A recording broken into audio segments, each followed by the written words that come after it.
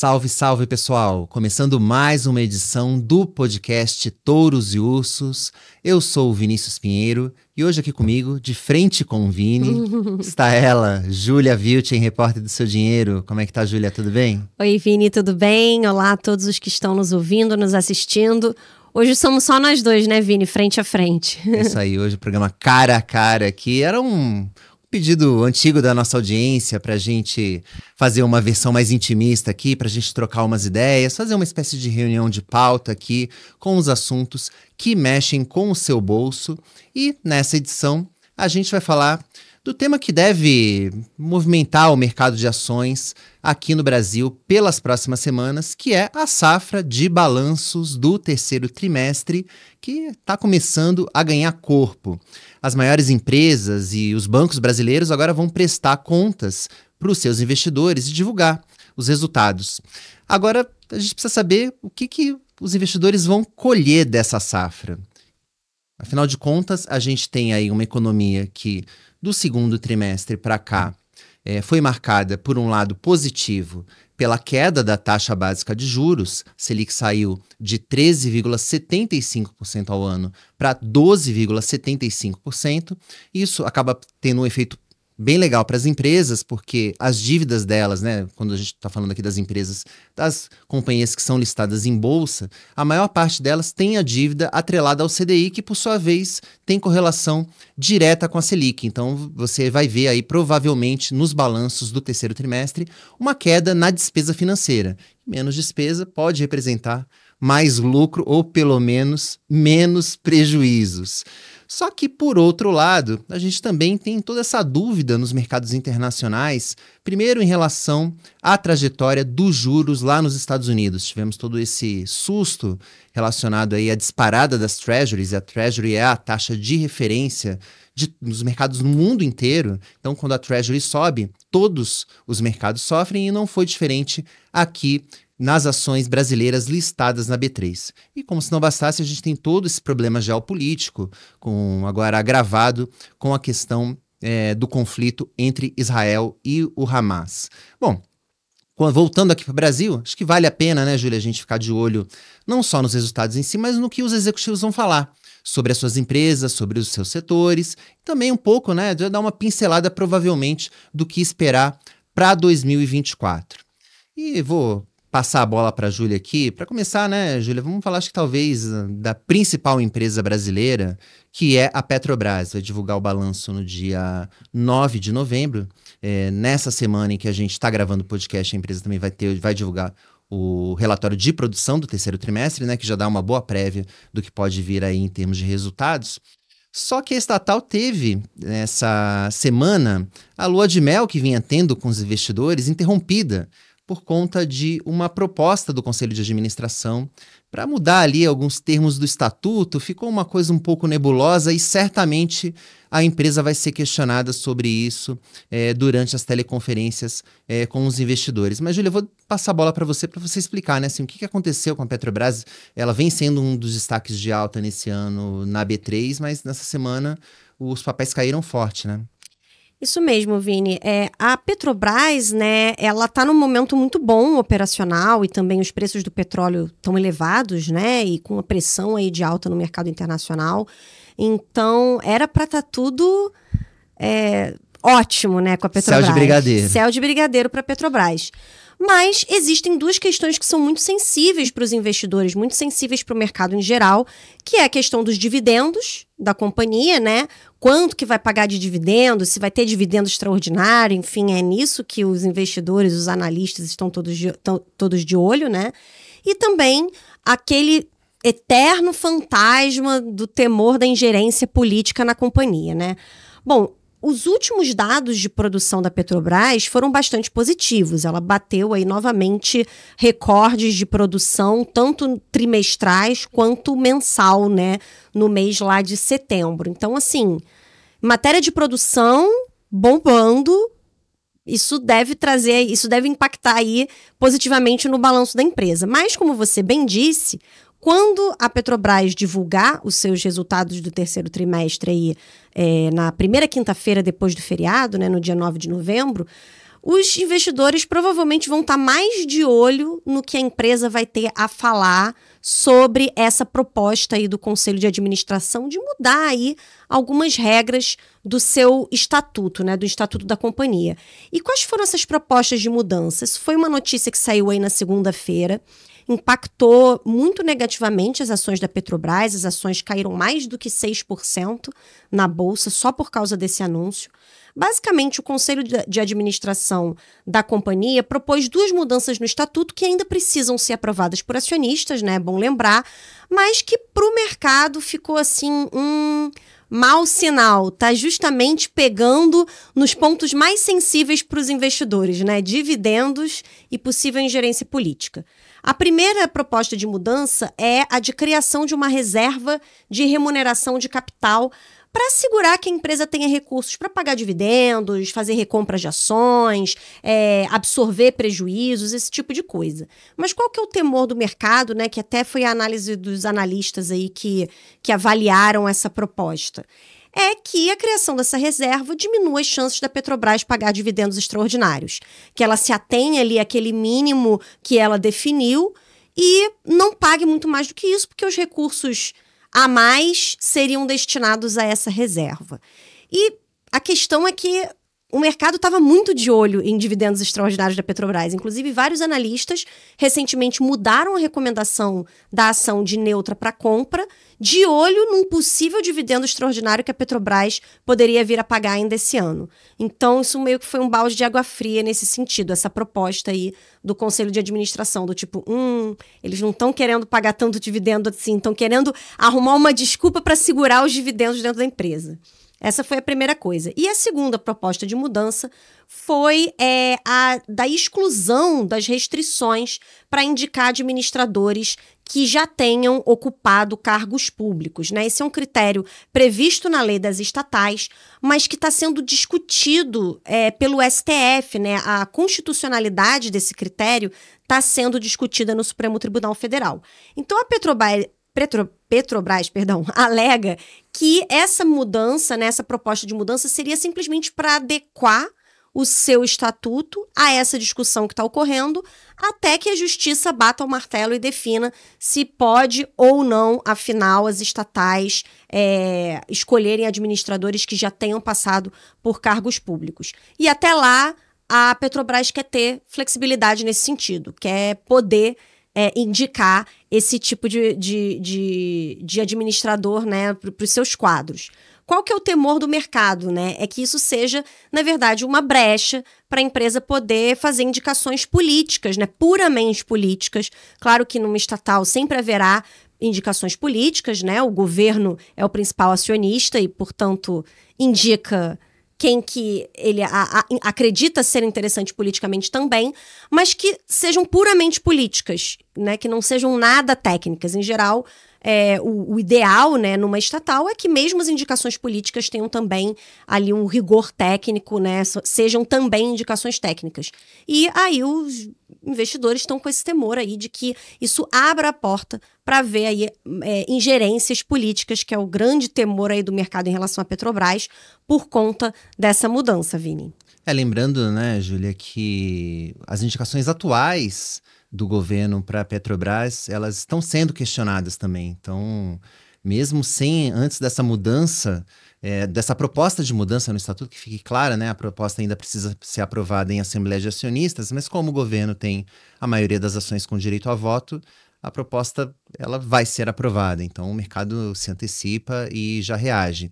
Então, mas mesmo antes disso, a Petrobras, o governo, já indicou integrantes ali para o seu conselho de administração e diretoria que passaram, enfim, foram, de certa maneira, aí questionados pelo mercado. Mas a empresa vinha vindo bem, né? Apesar desses ruídos políticos, a Petrobras, e mesmo com essa queda recente, a Petrobras é de longe um dos destaques positivos no mercado de ações nesse ano. E aí, Júlia, eu vou passar aqui para outro destaque positivo no ano e também com um setor aí que conta com um grande interesse dos investidores em relação aos resultados trimestrais, que são os grandes bancos. E vai ter uma novidade, acho que não vou dizer que é necessariamente uma novidade desse trimestre, Mas a gente pode dizer que esse clube restrito, né, quando a gente fala de grandes bancos aqui no Brasil, até bem pouco tempo a gente falava, né, com grandes bancos com capital aberto. A gente falava de quem? Itaú Unibanco, Banco do Brasil, Bradesco e Santander. Quer dizer, não enchia nem a minha mão aqui, né? Uma das minhas mãos. Agora a gente pode dizer que o clube dos grandes bancos conta, né? Agora com um quinto membro, que é o Nubank. Acho que a gente pode, né, nesse trimestre lá no Seu Dinheiro, e a gente está vendo também alguns relatórios de analistas do mercado já tratando o Nubank como um grande banco, que é o que ele é hoje, né? Uma instituição com 80 milhões de clientes. Não dá mais para ser chamada de uma fintech, né? Enfim, é um banco digital, mas é um grande banco digital, né? É realmente uma instituição de grande porte. E os resultados do Nubank nesse trimestre também vão mostrar isso, né? A gente tem que lembrar, né? O Nubank até 2 anos atrás nem sequer dava lucro. E agora a expectativa dos analistas para esse terceiro trimestre é que a fintech tem um lucro líquido de 1 bilhão e 300 milhões de reais, né? 1,3 bilhão de reais nesse terceiro trimestre. E em rentabilidade, o Nubank já deve passar o Bradesco e o Santander. Quer dizer assim, então existe uma grande expectativa para o resultado do Nubank. O banco passou por uma prova de fogo nessa crise, nesse aumento, né, com essa alta da Selic que a gente viu até meados do ano passado. Isso afeta, né, o negócio do Nubank, que é um negócio arriscado, né, de cartão de crédito. É uma linha que, embora seja bastante lucrativa, ela tem muito risco, porque você não tem nenhum tipo de garantia. Então havia ali um temor de que o Nubank tivesse algum tipo de aumento muito forte da inadimplência ali na sua carteira de crédito, e isso ia corroer os resultados do banco. Mas não foi o que aconteceu. É claro que a inadimplência aumentou, a gente vê, né, trimestre a trimestre, os números de calotes, do índice de calotes do Nubank apresentando uma alta, mas em patamares bem menores do que se esperava antes desse processo de alta dos juros. Então, assim, até o momento, acho que a gente pode dizer que o Nubank passou por essa prova. E já passou por várias nos últimos anos, né? Inclusive essa do lucro, né? Muitos analistas questionavam a capacidade do Nubank de dar lucro, e eu acho que isso também esse questionamento já ficou para trás. Acho que agora a gente vai ver os próximos passos do banco. Inclusive anunciou um nessa semana, que foi a entrada, né? Já tinha anunciado, e agora dando os detalhes aí de como é que vai atuar no mercado de crédito consignado, né? Para aposentados e pensionistas do INSS. Inclusive, como tudo que o Nubank faz, de forma bastante agressiva, com uma taxa de juros bem mais baixa que o teto estabelecido pelo INSS. E o que eu acho interessante é porque o governo até tentou, Júlia, não sei se você se lembra, o governo tentou baixar esse teto dos juros do INSS, do consignado do INSS. E os bancos protestaram, inclusive os bancos públicos. O Banco do Brasil e a Caixa disseram que não dava para operar nas taxas que o governo estava propondo naquele momento. E o governo teve que ceder, teve que aumentar um pouquinho o teto. E o Nubank vai operar com uma taxa muito abaixo dessa. Então, realmente vai ser interessante ver se o Nubank vai conseguir ter uma operação rentável com essa operação do consignado, e se também vai conseguir crescer, porque esse mercado de crédito consignado também ele é marcado pelos pastinhas, né?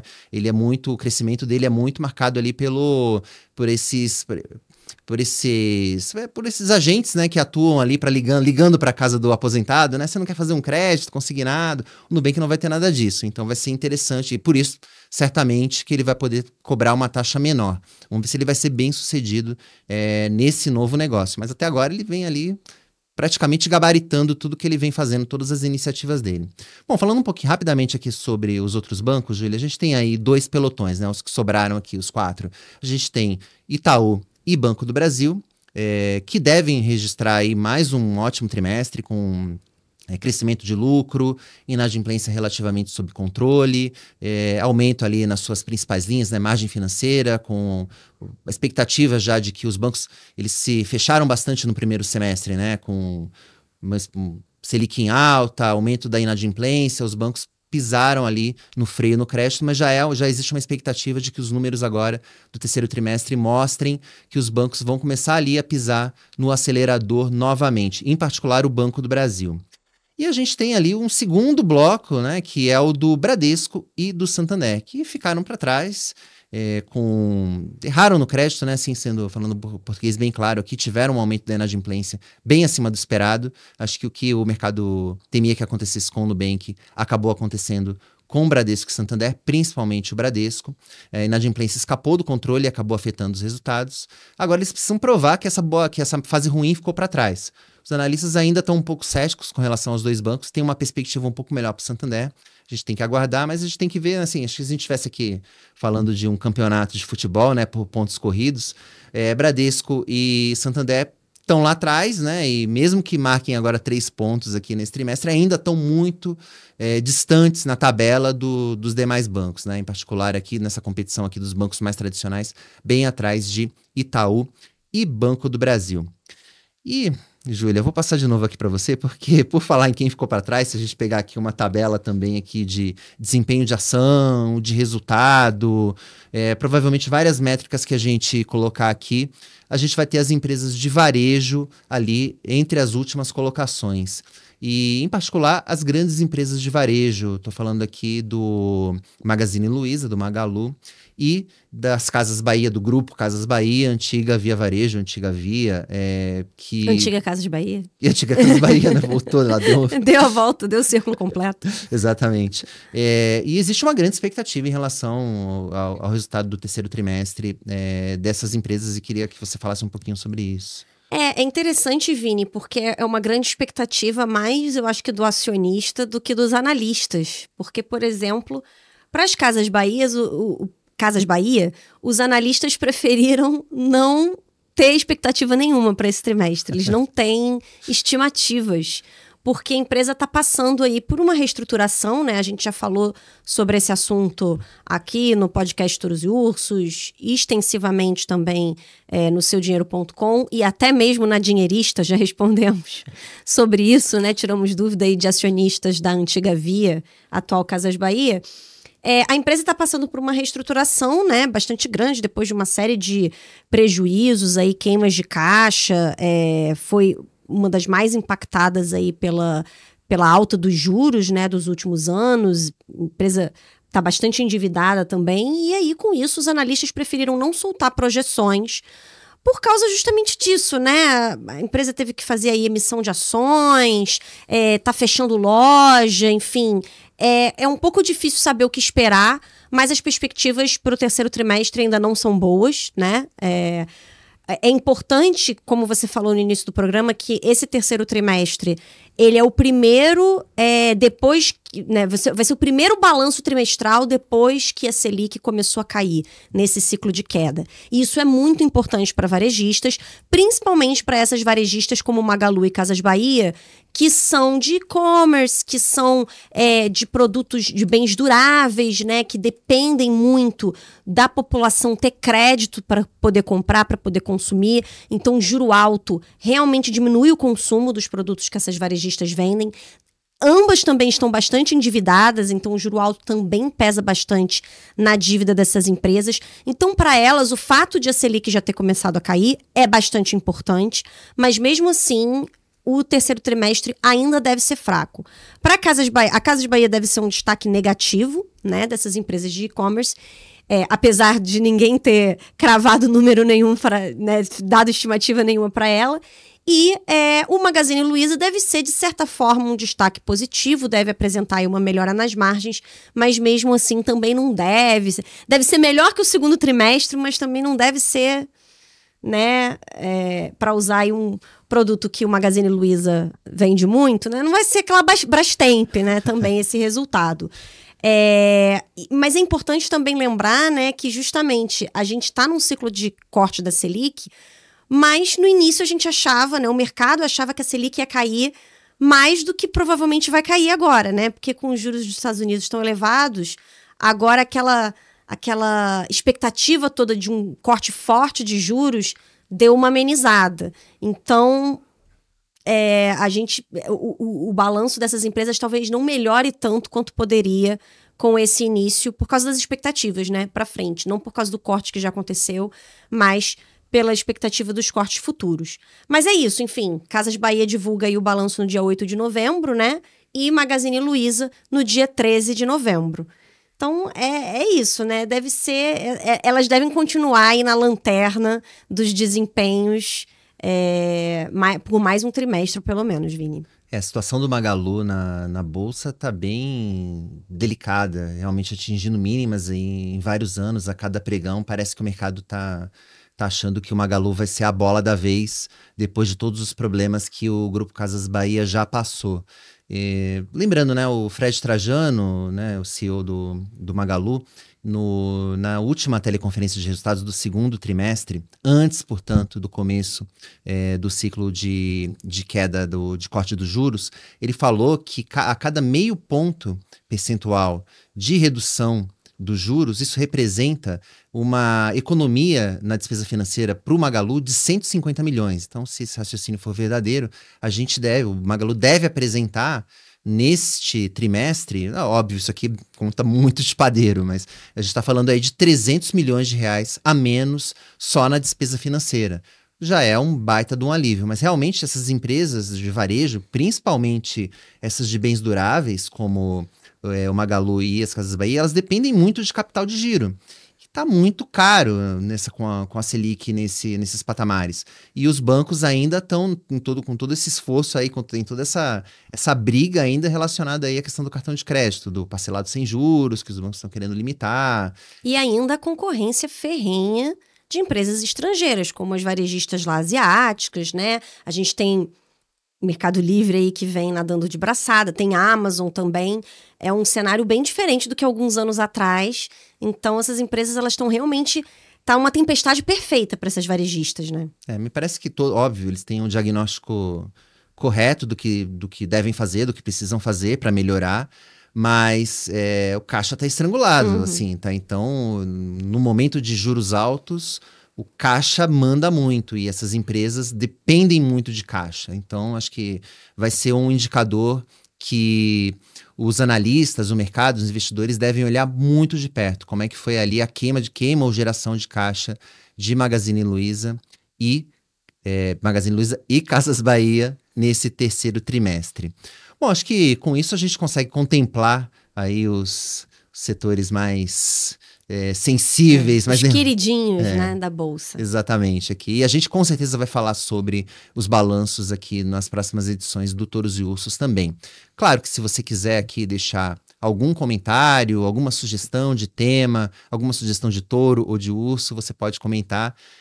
Inclusive, já vou aproveitando aqui, antes da gente começar o bloco do Touros e Ursos, para mandar o recado, né? Assim, não deixa de curtir esse vídeo, se você estiver assistindo a gente no canal do Seu Dinheiro no YouTube.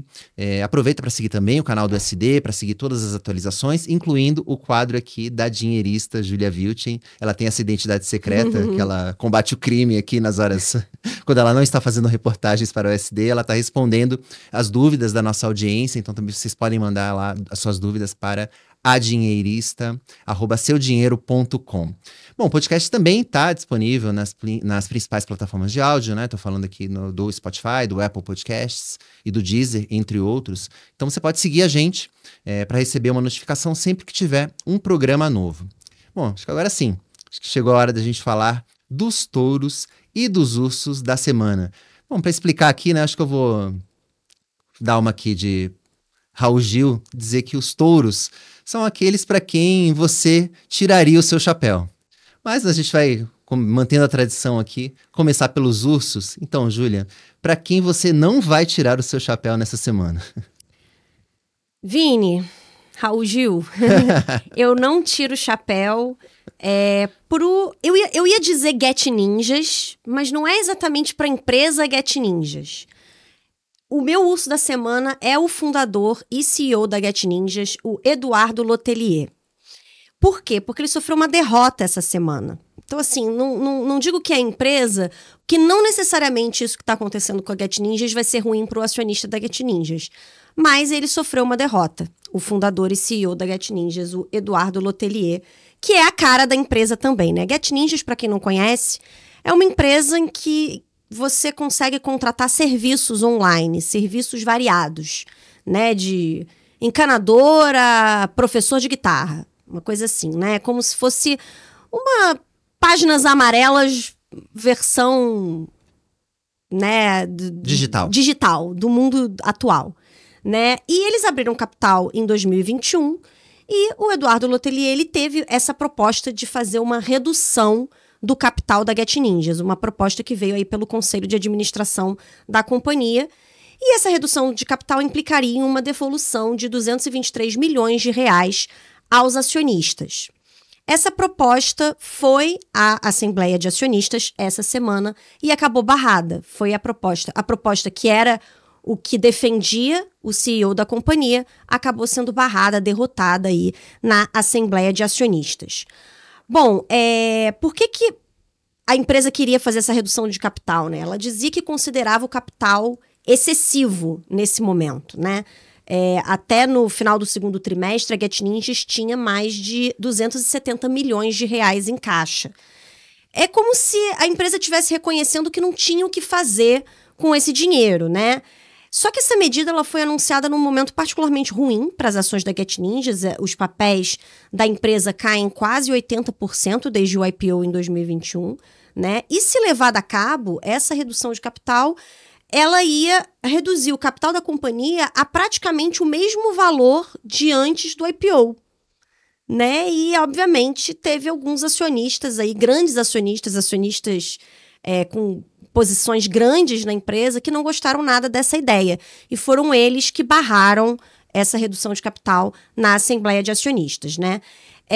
Um deles é uma gestora chamada Reag, que já vinha aumentando a sua posição na Get Ninja já recentemente, desde pouco antes que essa proposta de redução de capital foi apresentada pela empresa, a Reag já vinha aumentando a sua participação até chegar aos atuais quase 30%, né, de participação na Get Ninjas. E tem outras duas gestoras, além da Reag, que juntas detêm quase 18% do capital da empresa, e elas também se opunham a essa proposta aí que veio do Conselho de Administração.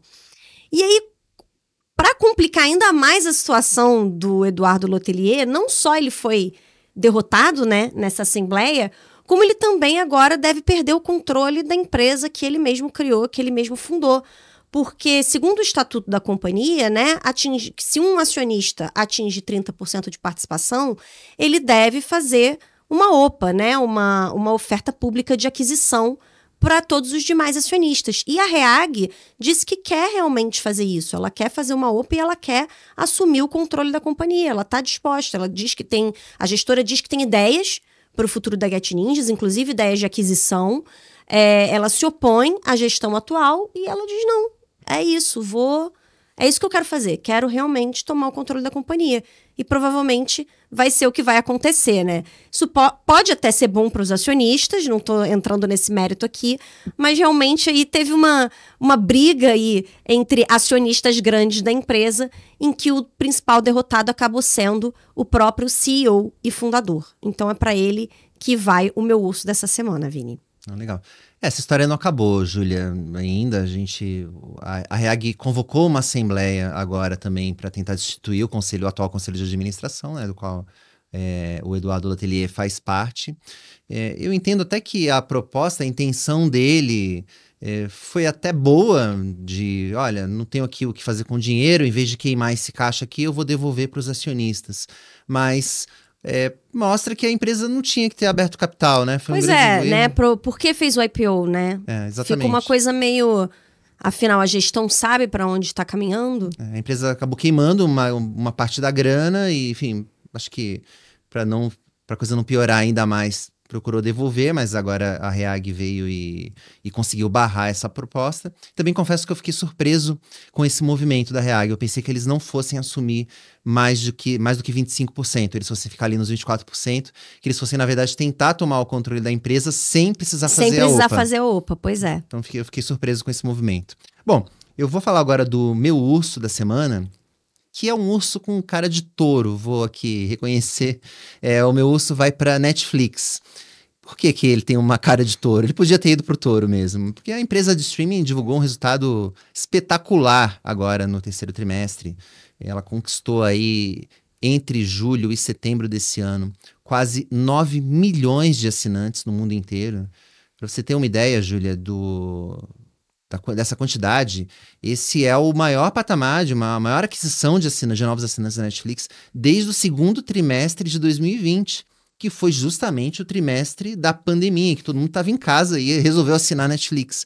Então, assim, era uma base de comparação muito forte. O número de 9 milhões de novos assinantes também veio bem acima da expectativa do mercado. Então, as ações da companhia dispararam lá em Nova York.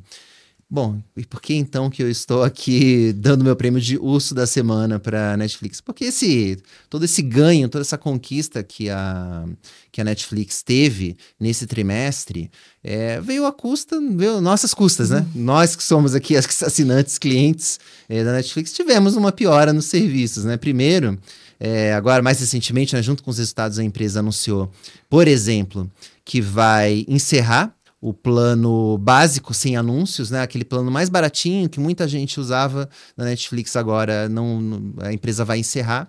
E ali os assinantes que estão atualmente com esse plano, né, de R$ 25,90 vão ser convidados ou a assinar um plano mais barato, mas com publicidade. Já estão sendo. Não sei se já aconteceu com você, mas comigo já aconteceu da Netflix proativamente oferecer, economize, aceite só alguns anúncios, para você sair do plano básico, que é o mais barato, e depois não conseguir voltar, né? Exatamente. Tem isso. Bom, e aí tem outra opção para você. Se você quiser continuar assistindo Netflix sem anúncio, você pode mudar ali para o plano que custa quase R$ 40 por mês. Quer dizer, são quase R$ 15 por mês a mais de assinatura. Não sei se vale a pena. De qualquer maneira, eu me questiono se a Netflix pode fazer isso, pode obrigar o cliente a fazer isso, ou ele realmente tem que convidar ali amorosamente o assinante a mudar de plano. Por enquanto, eu fui convidada. E lembrando que essa não foi a única, né, medida da Netflix aí que é ruim para o assinante. Nesse ano também a empresa passou ali a cobrar pela senha compartilhada. Não aconteceu comigo ainda, mas o acesso ali, quando eu vou para casa dos meus pais, eu acesso a minha Netflix do lado da casa deles. Até agora eu não tive nenhuma cobrança ou nenhuma... até agora não me barraram por isso, mas não sei se você também já teve alguma experiência. Você como também o meu foi já. O meu já foi. Meus pais tiveram que assinar. Não deu mais pra gente compartilhar a senha. Hoje eu acho que a Netflix não gosta de você. Você que tiver ter dado urso pra Netflix. Pois é, talvez. Mas se piorar muito, eu sou amigo para outro streaming, né? Afinal, hoje em dia a gente tem concorrência. Bom, é isso aí. Bom, de qualquer maneira, a Netflix aí vem se mostrando um excelente investimento pro acionista. Também, com toda essa concorrência no streaming, tem mostrado uma força incrível. Ela competindo com nomes como Disney, Warner, né, HBO, a própria Amazon. E ela vem conseguindo conquistar assinantes. Eu acho que realmente... Ela também, assim como o Nubank ali, como eu falei agora há pouco, a Netflix também passou e com louvor por essa prova de fogo da concorrência no streaming, vem passando. É claro que isso é um jogo também que nunca acaba, mas até agora vem sendo muito bem sucedida. Mas, né, como toda empresa, né, tem que encontrar ali um equilíbrio entre prestar um bom serviço e dar lucro. Não adianta ser ótima para o cliente e dar prejuízo, porque ainda mais nesse mundo agora em que a gente tem juros mais altos, essa farra aparentemente acabou. Enfim, com tudo isso aqui, a Netflix ganha aqui o meu prêmio de urso da semana. Bom, agora sim, Júlia, vamos para os touros aqui, então me diga, para quem você tira o chapéu? O meu touro da semana também podia ser um urso, né? Depende da sua perspectiva.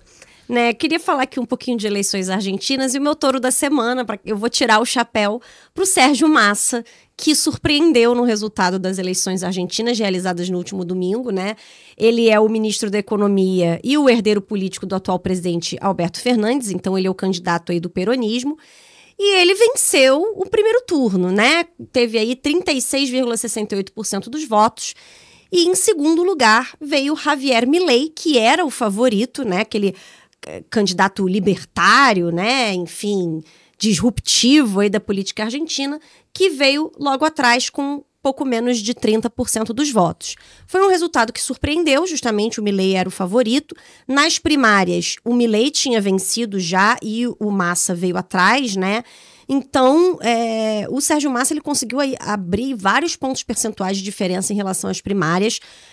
Então, a gente pode falar que ele é um touro. Mas o Milei se mantém como favorito, eles vão os dois para o segundo turno. O favorito ainda é o Milei, mas o Sérgio Massa já mostrou que está competitivo e que pode vir a vencer aí o pleito. Como que o Massa, né, provavelmente conseguiu aí vencer o favoritismo do Milei, né? Bom, ele é o candidato da situação, né? O candidato da situação frequentemente consegue o primeiro lugar, se não vence no primeiro turno, consegue, se não leva logo no primeiro turno, consegue pelo menos ficar em primeiro lugar e ir para o segundo turno. Ele tem a chave do cofre na mão, afinal de contas, né? Então ele lançou mão aí de benefícios sociais, né? Na época de corrida eleitoral, algo que se faz muito, né? Ele também se posicionou como um candidato mais moderado do peronismo, né? Isso deve ter ajudado ele um pouco, porque justamente a população argentina tá tendo muito voto de protesto, né? Muitos dos votos do Milei são justamente aqueles votos das pessoas que não aguentam mais a situação de crise econômica grave que a Argentina vem vivendo, né? Então ele tentou passar uma imagem de maior credibilidade para as contas públicas. Só que agora, até o segundo turno, ele já não vai ter mais tanto espaço aí financeiro para distribuir assim benesses, né, para a população. E a discussão vai se voltar agora para quem vão os votos dos outros candidatos, né? Por exemplo, a terceira colocada, que foi a Patrícia Bullrich, ela teve aí quase 24% dos votos, né? Bastante coisa. Ela já disse que não apoiaria o Massa num segundo turno, mas ela também nunca apoiou o Milei explicitamente. Então a gente não sabe aí para quem, se esses votos dela vão se dividir, se vão mais, por ela ser oposição à Massa, se esses votos vão mais para o Milei, enfim. Agora é que são elas, né, nesse sentido. Em tese, iriam mais para o Milei. Em tese, iriam mais para o Milei, exatamente. Então, o que mostra que ele ainda é favorito aí para o segundo turno, né? Então, a gente ainda pode ver aí a Argentina tendo um presidente bastante heterodoxo para o outro lado, né, agora, dessa vez. Só que, se o Massa foi o touro, né, a bolsa da Argentina foi o urso, porque o mercado prefere o Milei, né, e na segunda-feira, logo depois do resultado, o índice Merval, que é o principal índice da bolsa argentina, caiu aí 11% em reação à vitória do Sérgio Massa, né, e obviamente, o dólar disparou mais um pouco em relação ao peso, né, o dólar no mercado paralelo, que é o do câmbio blue, disparou mais ainda, tá mais de 1.000 pesos aí por dólar, porque justamente essa situação de continuidade da crise, a perspectiva de continuidade da crise atual, realmente é algo que não anima muito os investidores. Qual seria, então, o seu touro da semana, Vini? Não sei se tem algo a acrescentar em relação à eleição argentina.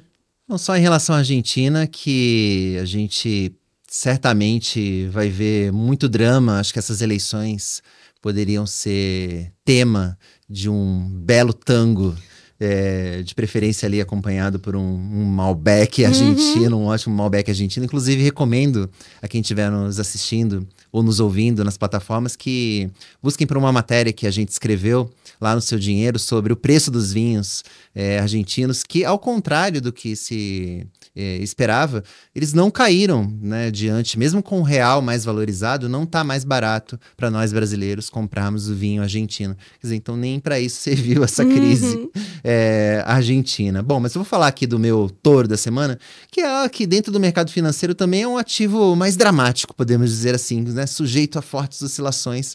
E estou falando do Bitcoin. Embora sujeito a várias oscilações, ele tem sido mais o meu touro aqui, né, ao longo desse ano, do que urso.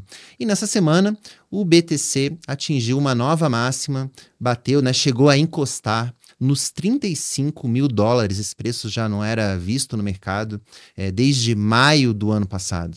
Então a gente está vendo aí aos pouquinhos, né, com muitos, aos trancos e barrancos, o Bitcoin subindo.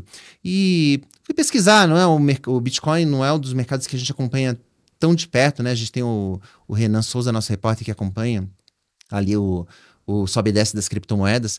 E quando eu fui pesquisar quando começou o rally mais recente do Bitcoin, são coisas que só acontecem com o Bitcoin mesmo, né? O rally começou com uma notícia errada, né? Que eu havia ali um portal especializado publicou que a SEC, que é a Comissão de Valores Imobiliários lá dos Estados Unidos, havia aprovado um ETF de Bitcoin à vista, né? Que é algo ali que tem sido uma briga grande ali do regulador norte-americano que está tentando, tá sentando ali em cima dos pedidos, né, para dizer o mínimo de criação de ETF, né? O ETF é um fundo que é listado em bolsa, né? Então, várias instituições entraram com pedido para criar um ETF, né? Um ETF com lastro em Bitcoin que pode ser negociado nas bolsas. E por que isso é muito positivo, né? A expectativa de que isso aconteça é muito positivo para o BTC, porque deve ampliar e muito a demanda pelas criptomoedas, né? Em particular pelo Bitcoin, porque o ETF é muito popular lá nos Estados Unidos. A maioria da população hoje já aplica em ações, né, via ETFs, né, que é uma maneira muito simplificada de você ter uma carteira de papéis. Então, ao invés de você comprar 10 ações, 50, você pode comprar as 500 ações do S&P 500 por um ETF. Você tem ETFs dos mais diversos tipos lá. E se você tiver um de Bitcoin, existe uma expectativa de que a demanda por BTC aumente muito. E com isso, é claro, a gente deve ter aí também uma alta nos preços. Então, né, como aquela velha oferta, né, lei da oferta e da demanda, né? Então, se a gente tiver uma demanda muito grande, a expectativa é de que o preço suba. Além disso, né, a gente teve uma das instituições que querem criar um ETF de Bitcoin é a BlackRock. E o Larry Fink, que é o CEO da BlackRock, falou essa semana para a Fox News que o Bitcoin, essa alta do Bitcoin, é um movimento de flight to quality, é uma fuga para a qualidade, assim. Pela primeira vez eu ouço alguém alguém que não é do mundinho do Bitcoin, dizer que o Bitcoin é um ativo de qualidade. Enfim, eu não vi o contexto em que ele disse essa frase, se ele foi irônico, mas eu acredito que não, porque como a BlackRock quer criar um ETF de Bitcoin, então ele deve ter falado a sério. Então, tudo isso, né, com peso pesado, com tubarão do mercado falando que o Bitcoin é um ativo de qualidade, isso também ajudou a impulsionar as cotações da criptomoeda nos últimos dias. Agora, a dúvida que as pessoas devem estar se fazendo nesse momento né, essa alta vai durar? Bom, não tenho aqui minha bola de cristal, ela está um pouco arranhada, eu não trouxe aqui essa semana, mas, ainda mais se tratando de Bitcoin, mas o que os entusiastas das criptomoedas dizem é que sim, eles acreditam que sim, porque você ainda tem ali no ano que vem a perspectiva de um novo halving do Bitcoin, que ali a recompensa para os mineradores agora vai ficar mais difícil, enfim. E em anos de halving o Bitcoin costuma aumentar bastante de preço, então existe aí uma perspectiva de que as cotações do Bitcoin voltem a subir no ano que vem. Mas, como tudo relacionado às criptomoedas, tudo isso tem um risco enorme, né? O Bitcoin é um ativo com muita volatilidade, de altíssimo risco. Então, se você estiver pensando em se posicionar em criptomoedas, que o faça com uma pequeníssima parcela da sua carteira. Bom, acho que com isso a gente encerra mais uma edição do podcast Touros e Ursos, aqui mais uma vez em parceria com a Júlia Vilchen. Valeu, Júlia. Obrigada, Vini. Obrigada a todo mundo que nos ouviu e nos assistiu. Até mais. É isso aí. Obrigado mais uma vez pela companhia. Aquele abraço.